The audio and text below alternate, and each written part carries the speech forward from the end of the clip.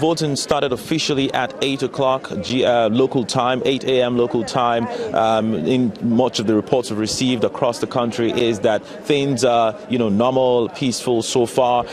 Surprisingly, there's also a lot of people turning out to cast their ballots. Now, how it works is that officially the polling stations open at 8 o'clock and until 2 p.m. But then voting can still continue till 10 p.m. because the card readers are programmed to work from 8 a.m. to 10 p.m. local time, so that, and then until 10 p.m. once the voting stops, the card reader also stops to, read permanent voter cards. So that's the way it works. We're also going to be looking at voting for 3 different positions: the president, the senatorial positions, that's 109 senators in the National Assembly, and 360 members of the Federal House of Representatives. So that's the way the voting process will take place today.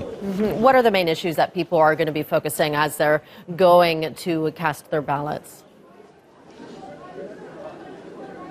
Well, the main issues, just as we've seen in the past few months of campaigns, have been basically insecurity, corruption, and of course the economy. And these are the key issues, the topical issues on the minds of millions of voters. Nigeria, even if for the fact that Nigeria is the largest in Africa with the largest economy, over 90 million people are living in extreme poverty, not just poverty, extreme poverty. There are millions of people also unemployed or underemployed. We have insecurity issues, from insurgency to kidnapping to herders and farmers clashes. There's also economic challenges. So these are the issues bordering on the minds of voters as they head to the polls. Of course, we have 2 major candidates, even if we have 73 presidential candidates on going to the polls. We have 2 major candidates: the incumbent president Muhammadu Buhari of the ruling All Progressives Congress (APC) and his main opponent from the opposition party, People's Democratic Party, and a former Vice President, Atiku Abubakar. Phil, one more question for you. As this election has already been delayed by a week now, there's a lot of anticipation about the outcome. When can we expect to get the results?